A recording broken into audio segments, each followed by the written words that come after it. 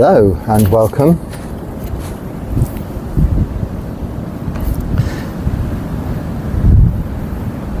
I want to carry on with some of your questions and comments, talk about those, talk about your comments in order to share your views and my experience of this practice with others.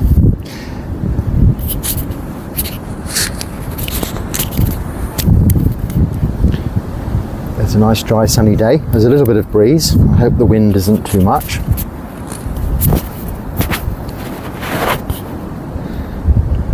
There, we'll try it like that. Not quite sat correctly yet, and I have spotted some ants, but we'll see how it goes.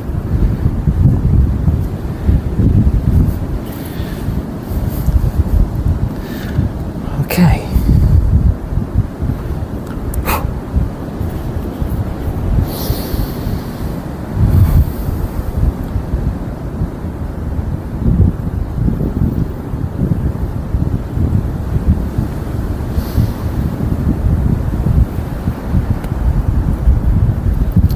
I think as the weather is a marked improvement in this last 24-48 hours, I'm hoping that soon. Last night I was able to come down to this spot and meditate early in the evening from 5 until 6. That is around the sunset time. It's very peaceful down here. It's it's cool, it's pleasant. It's a nice spot to sit and meditate. Hopefully, if the weather now has improved and continues, I will continue to do that, and on the next one, well, within the next few occasions, be able to include that as a live, or what do you call it, streaming thing on YouTube. So if you wish to sit at that time, if it suits you, or of course you can watch it later, just sit for an hour's quiet meditation whilst the sun goes down. I'll be delighted and very happy if you can join me for that. I'll try and make an announcement or let you know, but just watch this space. It will happen soon. It's weather dependent. Okay, is there any option for single women to stay lifelong in ashram in India / Sri Lanka? Yes, I think so.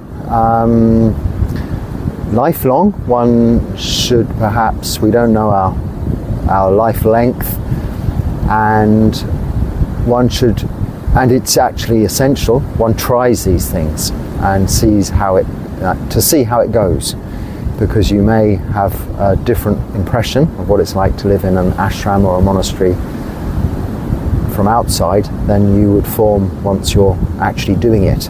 But I can really only suggest, depending on where you are, where you're coming from, I suppose if you're saying in India or Sri Lanka, I can't make much in the way of recommendations for any particular places in India with regards to Buddhist practice, although there are many ashrams and all kinds of different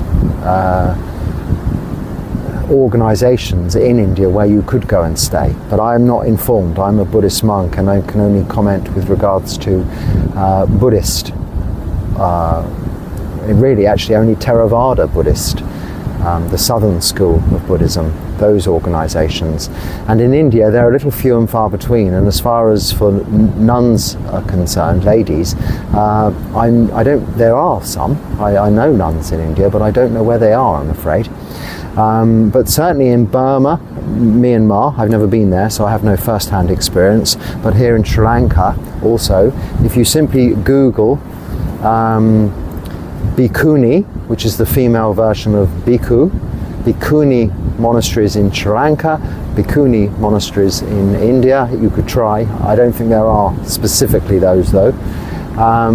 These would be monasteries that are set up for people to go and stay as lay people for either a short while or with a view to ordination.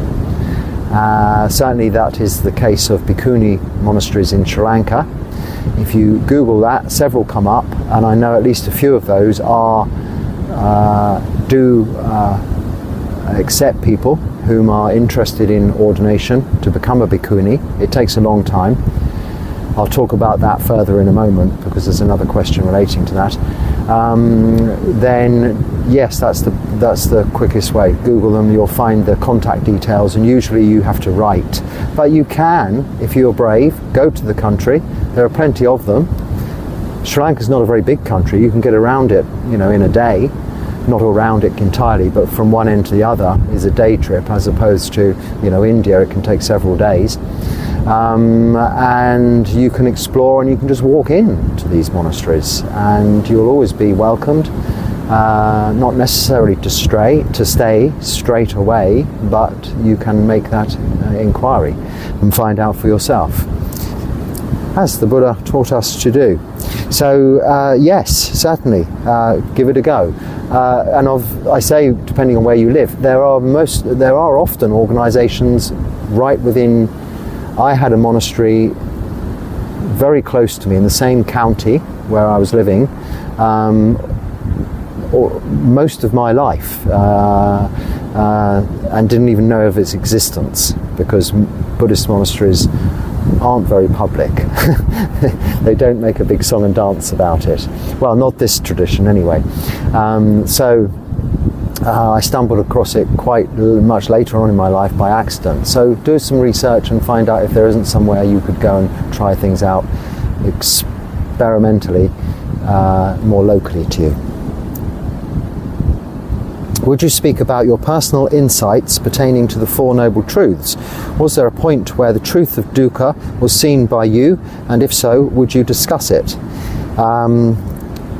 Well, I wouldn't discuss my own practice, and I would recommend that anybody who is practicing should really always concentrate on their own practice, their own attainments, their own understanding of the Four Noble Truths, and specifically dukkha.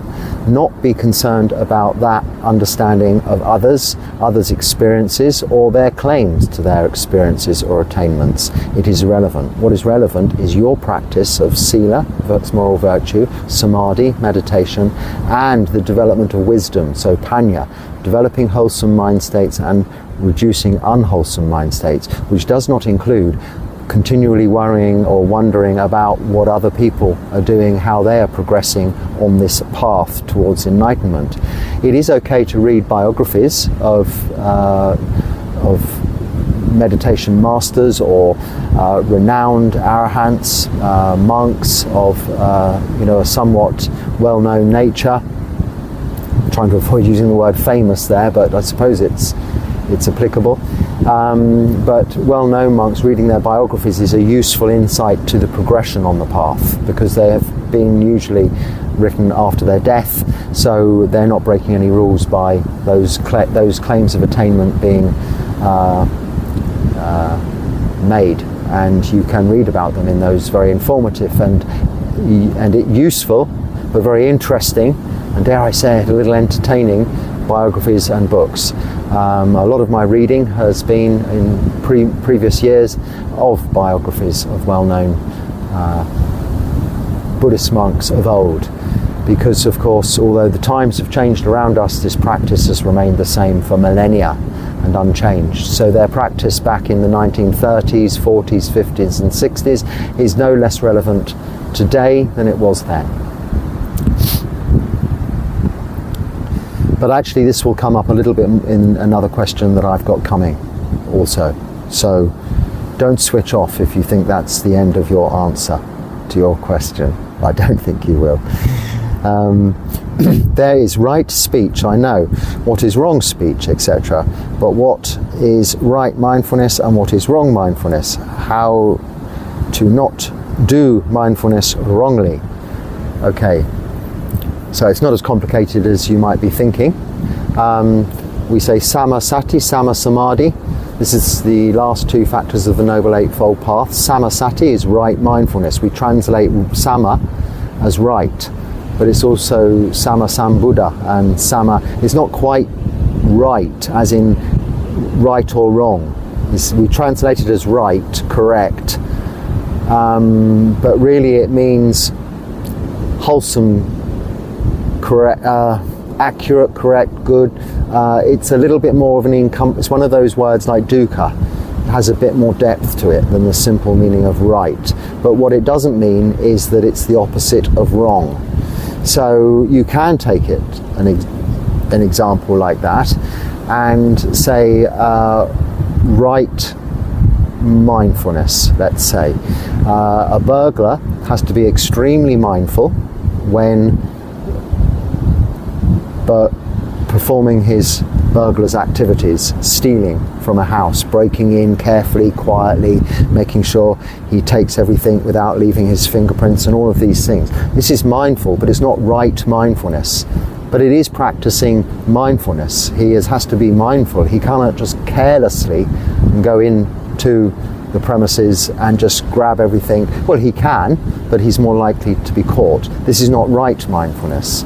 Whereas though mindfulness of your activities, in terms of recognition of all of your physical activities of body, speech and mind, and also your thinking, your thoughts, wholesome and unwholesome, and as well as the arising and passing away of all emotions, so physical feelings, mental emotions, awareness of these is right mindfulness. This is what we are practicing when we say samasati. And the same goes for all of the other factors of the Noble Eightfold Path. You mentioned speech. So right speech is kind speech, truthful speech, speech at the right time, appropriate and useful speech. Whereas wrong speech would be lying, harmful, malicious, gossip, this kind of speech, or just unnecessary tittle-tattle, talking about what isn't really relevant to the situation, to fill silent spaces. So this is really the difference there between right and wrong. And I think reading that question I might have got them the wrong way round because of the way I do it here, because the next question you're asking me is what is mindfulness, and the four foundations of mindfulness. So really that's again simpler than you think. Mindfulness is just being careful. Now you'd like me to expand upon it and give a whole Dharma talk because you say that the popular in the mass, it's popular in the mass culture. Of course it is. Mindfulness is a buzzword. But in the practice of right mindfulness, samasati, in this Noble Eightfold Path, what it really means, and the Buddha's teachings are not complicated, what it really means is being careful. So being aware of what you're doing, where you're putting your feet, doing things, maybe not multitasking, but doing one thing at a time, carefully, properly, appropriately, with thought. This is mindfulness. And this way we don't make mistakes, we don't have accidents, we don't have to go and redo things we have done wrong, or go and get our knees or elbows fixed as a result of accidents caused by rushing here and there without thought, heedlessness.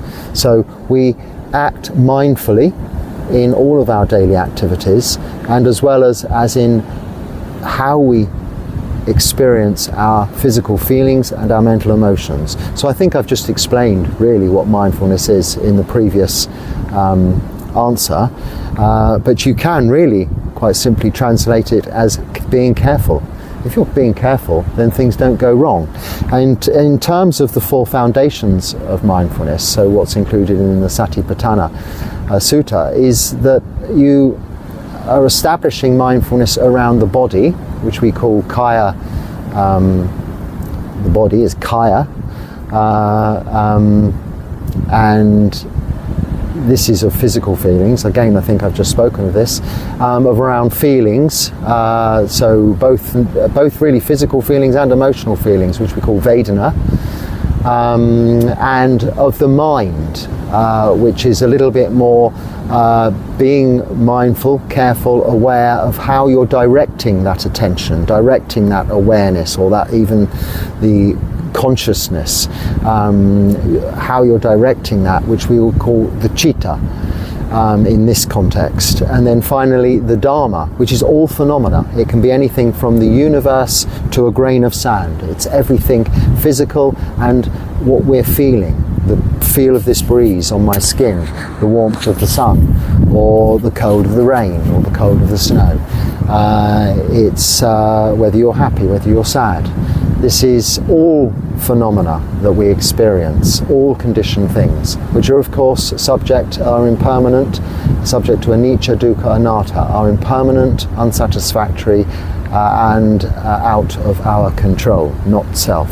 So in that respect, those 4 foundations of mindfulness are covered in really just this simple understanding: be careful, that's all. And looking at it that way, you don't need a whole Dharma talk. I think I've made many before covering the subject. It's covered in everything I talk about, because all I talk about is this practice of sila, samadhi, panya, which is a summarization of the Noble Eightfold Path of right view, right intention, right speech, right action, right livelihood, right effort, right mindfulness, right meditation. What is the deal with YouTube uploading? And then, I'm not discounting your comments, they are interesting, I read them and I agree with some of them. In fact, I don't disagree with anything you've said. But then you do imply that me solely could be responsible for the ruination of or affecting the sasana, the Buddha sasana in its time. I'm really not ever going to be credited with being able to affect, even in the slightest way, such an established sasana. Means religion, really, faith. I'm just a very insignificant, small part of this universe, or this world, or even this town, this village. So you cannot credit any individual's output on, let's say, this kind of arena, the YouTube impression they make, as being at all impactful on the world. People may have millions and millions of views, millions of whatever, and people may make lots of money, or may have lots of followers, or something like this, out of this medium. But you'll find that most credible Buddhist monks have, relatively speaking, very few subscribers, as I do, very few compared to, say, a travel channel or something like that, or a food channel, or a sports channel, or I don't know, a games channel. Very few indeed, and those are generally people who are loyally and wisely following what you have to say. In my case, which is just sharing my experience of practicing, living as a Buddhist monk, but practicing in this way, sharing that experience with a few people. So I don't think that could have an effect. But what you're criticizing is the commerciality side of it, and how it's not practicing, because it's adding to sankhara and this and that. Now, I have spoken at this at length before. We've only ever had a couple, very small number of comments to this of this nature. This doesn't take me back into sankhara, even as you say, because I have to respond to comments. These comments are very useful. I'm talking about your comments, giving you my opinion about the questions you ask from my experiential point of view, in order that I can share that with you, and you can share that with each other as this very small community.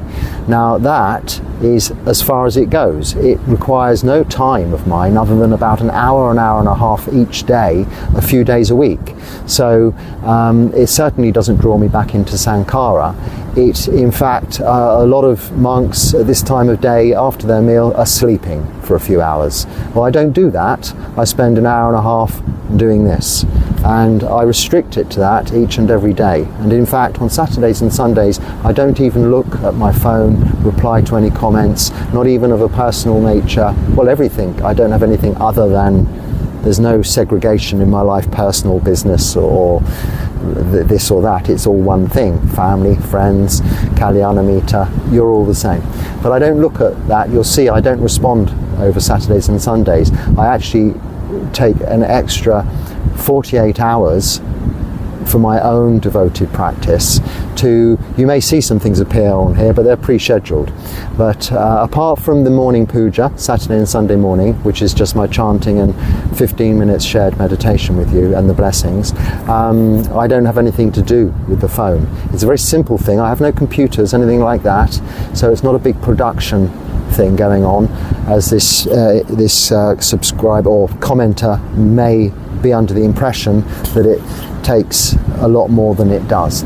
Now, yes, of course, there will always be some that are like that, maybe. When I say like that, that's because I'm not reading your comment, so unless you've read the comment, you don't know what I'm talking about.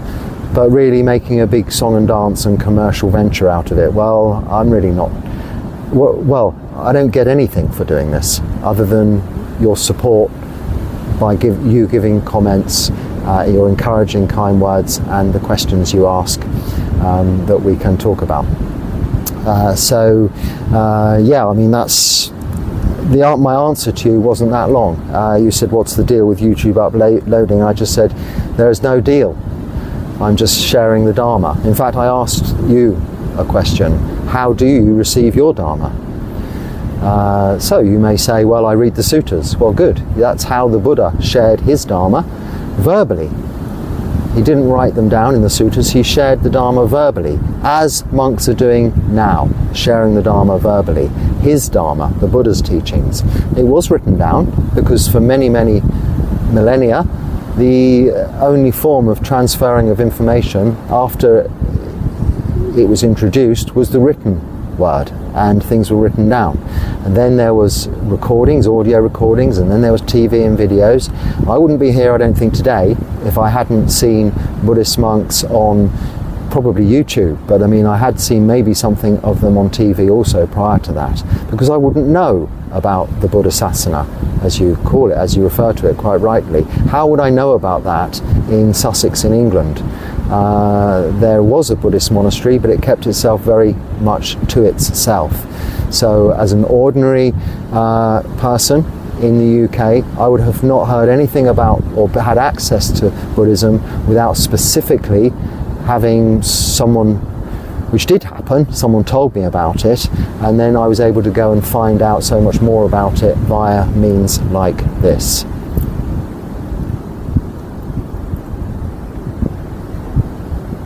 Isn't it a little awkward having people bow to your feet, especially when they have in their Buddha nature they are providing food? People can't live without food. Okay, I'm not sure I quite understand the second part of that, but isn't it a little awkward having people bow to your feet? I suppose at first it was a little,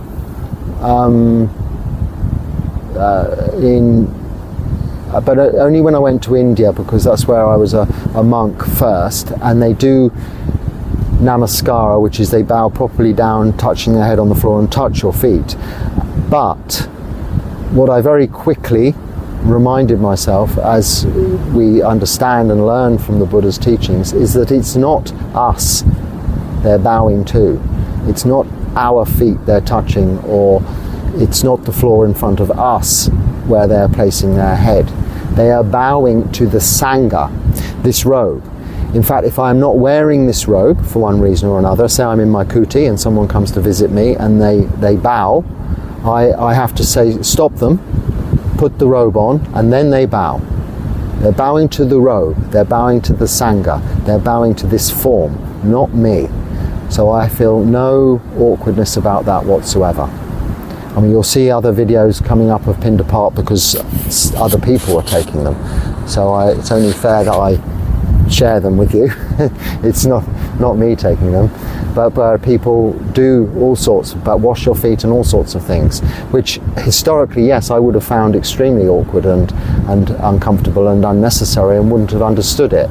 But understanding why they're doing that, what they're doing, like me, I'm bowing to, not only do I bow to all of my senior monks, which is most of them because I'm a junior monk, I bow to the Buddha statue, yes, but I'm not bowing to this piece of stone or wood or plastic or whatever it may be. I'm bowing to the idea, the knowledge of the Buddha, our teacher. It's just somewhere to bow to, as a mindful exercise in humility, humbling oneself to not a higher power in the sense of a god or worshipping, but an authority to which we bow to, being our teacher, or more importantly, the Dharma, the all-encompassing Dharma, the teachings of the Buddha.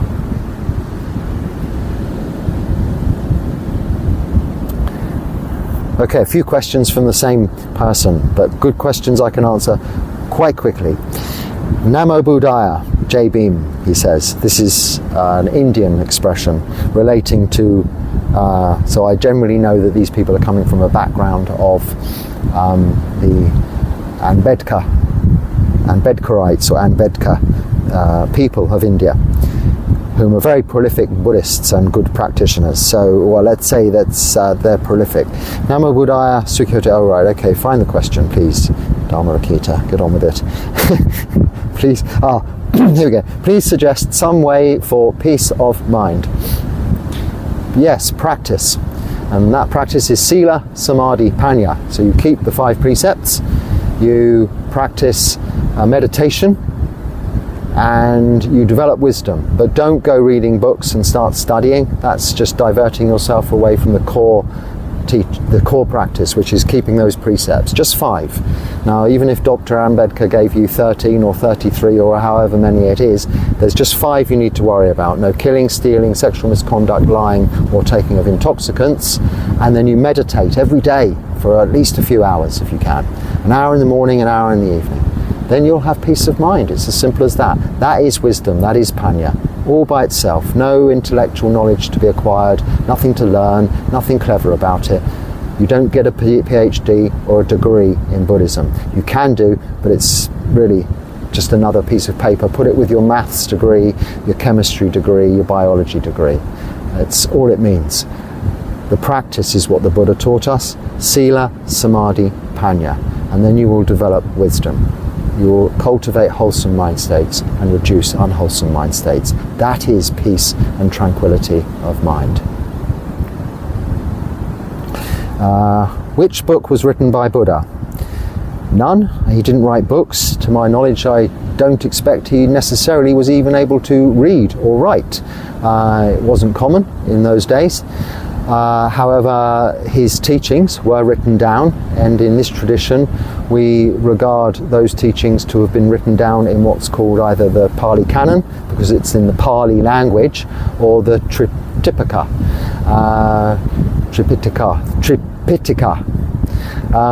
The Tri as in 3, Pitaka, baskets. Tripitaka, 3 baskets, because there's 3 books. There's the Vinaya Pitaka, which is more or less the rules, really, and guidelines for monks and nuns.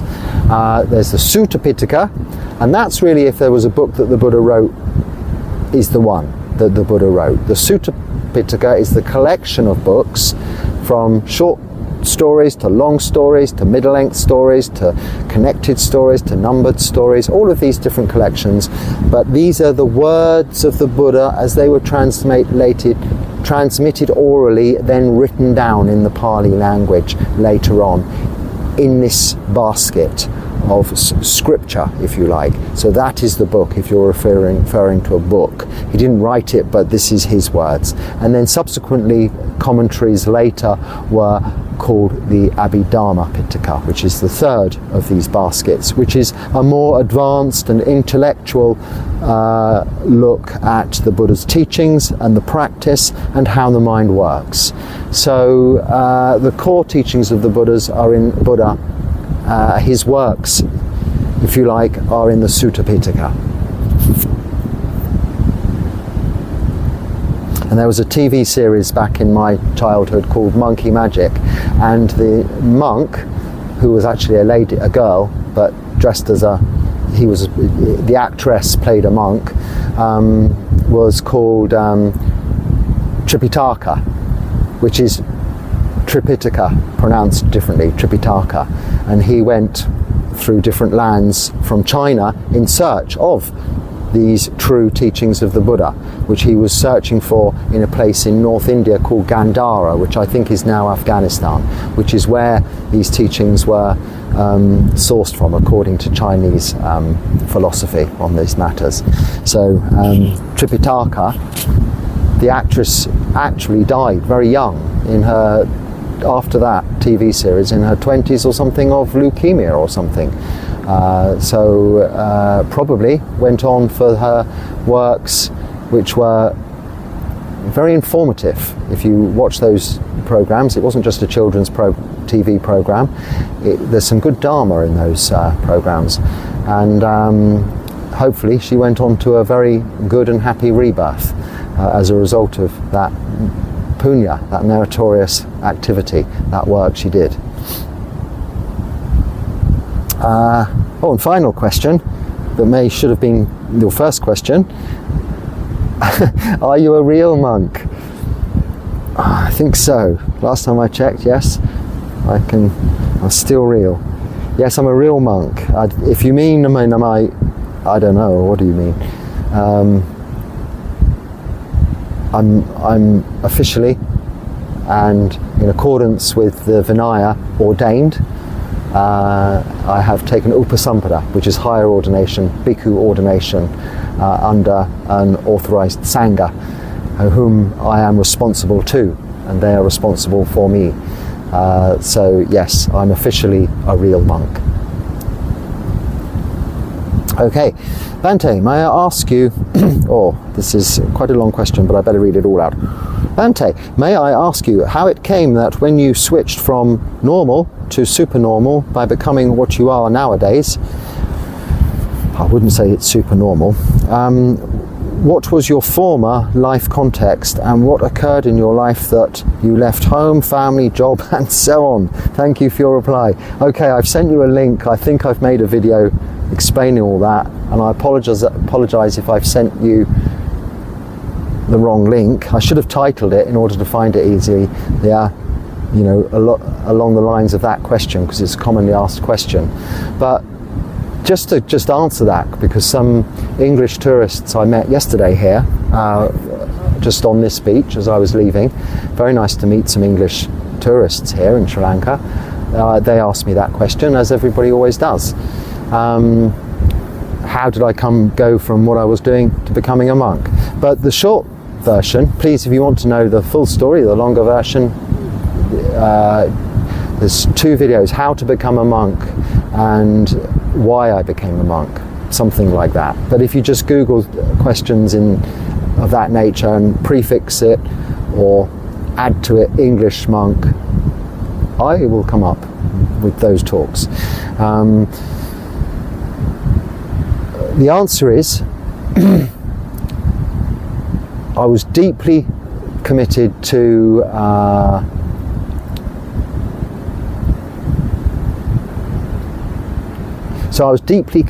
the pursuit of sensual pleasure, of sensual gratification through materialistic gain, and this was my life, and I had a good life as a result of it. But on the realization that these desires were insatiable, however much I gained, however much I got, I always wanted more. On that realization, I redirected the energy I had for materialistic gain into this practice, firstly of just meditation, but then renunciation, and then sila, moral virtue, because that came along with renunciation. And using that energy in those wholesome directions of this practice gave me gratification and satisfaction and contentment that I didn't realize or gain from all of my former activities. Then, as I learned about Buddhism, as I met with monks and discovered the monastic form, the monastic way of living this life, it was inevitable that I continued with my renunciation, gave things up, and pursued this monastic life. It takes a long time, it's a gradual process, but I was never put off. I was only trying it, experiencing it for myself, stage by stage, as I went along. And I haven't really looked back ever since. We don't commit ourselves for life, we don't take lifetime vows. One can always go back to that former existence, but nothing tempts me to do that. I'm content in this form.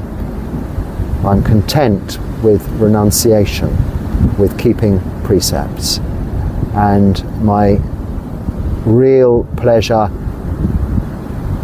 joy and happiness, apart from as a result of that contentment, comes experientially through my practice of samadhi, through meditation, which is by way, is not even comparable to the limited gratification and satisfaction one can get through materialistic gain, trying to satisfy insatiable desires. So I think that is probably also how I realized this truth of dukkha, going back to that earlier question. Through practicing renunciation, I realized that dukkha was in the acquiring of, and sukha, which is happiness, the opposite of dukkha, suffering, is in the letting go of. So acquisition was dukkha, giving away or letting go of, renunciation, let's say renunciation is sukha. Acquisition dukkha, renunciation sukha. As simple as that. That is why. So why did I become a monk? I could just say acquisition is dukkha, renunciation is sukha. Evam. Evam means, in other words, QED. Case in point, or something like that. Oh, wow. So that's the end of the questions, but I think because I went on for over an hour last time, that is why. I got through a lot of questions last time, and I've now caught up. Today is Friday, and I will be continuing with my normal morning chanting, meditation and blessings. Weather permitting, there may be some live meditation, not necessarily guided meditation, but maybe it will be, depending on the circumstances surrounding me, here outside on the beach, if it's appropriate and if it becomes practical to do so. But other than that, Monday will be probably the next talk of this nature that I will pre-record and post at the usual time of around 6 in the evening, which is Sri Lankan time, but the same time that these get posted each day. So on that point, I hope if there's something useful there, you can use it and share it with others. If not, just let it go. And thank you for watching. Thank you for joining me. Those that join me live, I appreciate having that company, as well as the company I now have these days of Balala, the cat, whom apparently, it seems, is looking. I've taken advice, sent a video to a friend who knows of such things, is looking like this cat could be pregnant. So I'm not sure how I'm going to deal with that situation, but that may be something, a bridge we'll cross when we get to it. But never mind. Until next time, thank you for watching. Sukhi Hotu, be happy and stay well.